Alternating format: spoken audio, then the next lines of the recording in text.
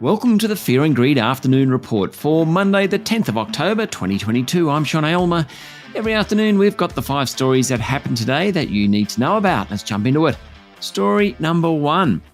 It was a rough day in equities. The ogre of a world recession is weighing on shares. The S&P ASX 200 closed the day down 1.4% to 6,668 points, led by a sell-off in technology stocks and utilities.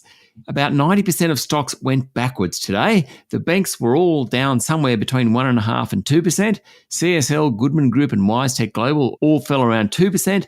REA Group tumbled more than 5%, while the gold companies also lost ground. Newcrest finished down 3%. The standout performers were the big 3 miners, led by Fortescue.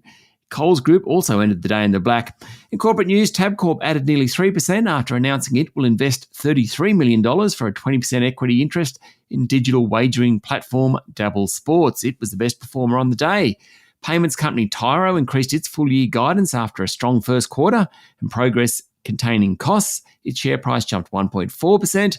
Gold Road Resources fell 6% after reporting its gold production for the September quarter. Pushpay Holdings' share price jumped 5% after it confirmed that private equity group BGH Capital has made a $1.2 billion takeover bid. Now, you may not know Pushpay. It operates donor management systems for charities operating in the US.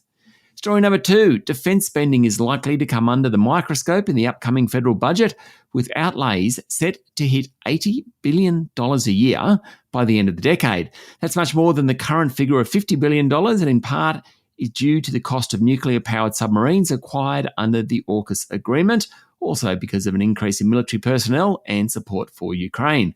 According to the government, the Australian Defence Force currently has 28 major projects running behind schedule, with cumulative delays of 97 years. The government will create an independent projects and portfolio management office within the Department of Defence to provide more oversight of major spending initiatives. Story number 3. Singtel says a second of its Australian companies has suffered a serious data breach, comprising sensitive details of up to 20 clients and 1,000 workers. This, of course, weeks after the breach at Optus. The breach at IT services consultancy Dialog, which Singtel bought in 2020, will raise the pressure on the Singaporean tech giant. Singtel said there's no evidence that the two breaches were linked. Story number 4. Andrew Liveris, former boss of Dow Chemicals and advisor to Donald Trump on manufacturing, appeared today at the Financial Review Energy and Climate Summit. The Darwin native has become a big proponent of manufacturing in Australia.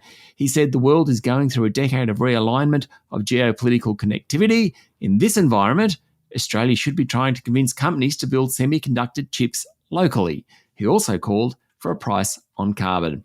And story number 5, the Ukrainian capital of Kyiv is under attack as we go to air, with several large explosions heard in the centre of the city. Residents reported the sound of incoming missiles, and Twitter and other social media users reported plumes of smoke rising in the centre of the Ukrainian capital.